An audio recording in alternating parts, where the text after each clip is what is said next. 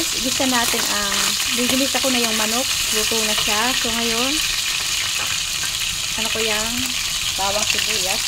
Ayan, gisa-gisa lang.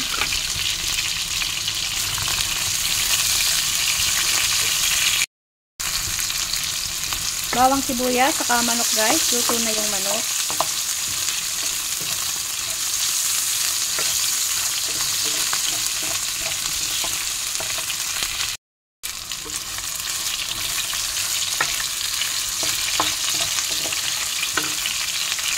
Sunod natin ang kikiam at saka hipon.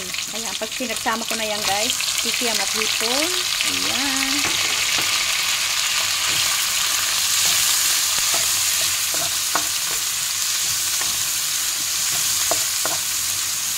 Lutuin natin siya. Igisa muna natin siya hanggang sa maluto. Ayan. Ayan guys, luto na yung hipon at saka kikiam.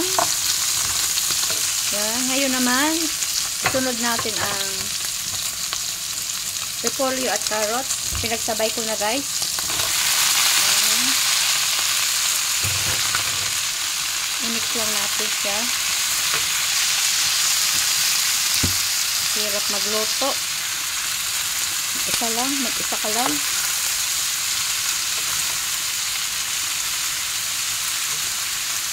Yan guys, igisa lang natin, i-mix.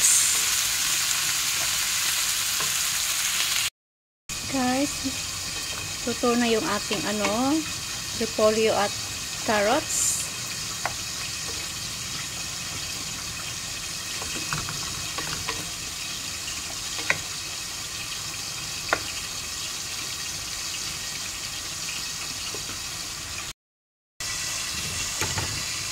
Lagyan natin ng kunting tubig.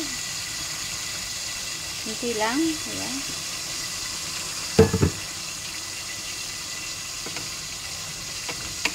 Tuloy pa rin ang kulo niya guys kasi pinakulong tubig na yung inilagay ko.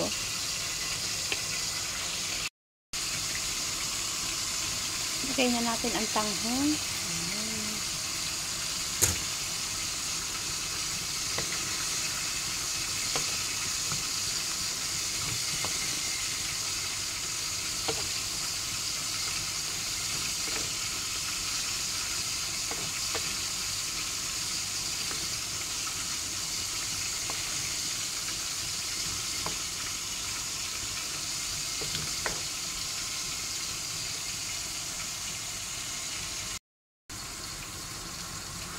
So, ayan na siya guys. Yummy yummy na. Dinadry ko lang siya guys.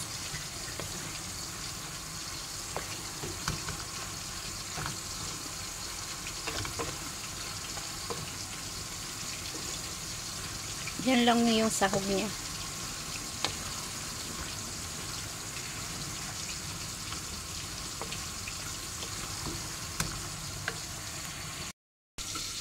So, ayan na guys, yung ating yummy tanghon. Yummy tanghon. Ayan na guys, yung ating yummy tanghon. Luto na siya. Ayan. Filipino dish. Filipino cook. Ayan guys, luto na yung ating yummy tanghon. Filipino style yan guys. So, hinaluan natin siya ng kikiam, hipon, at saka manok. Ayan, tapos yung gulay niya is repolyo lang at saka carrots kasi yun lang ang available natin. So, kaya ayan guys. Yummy na siya. Luto na.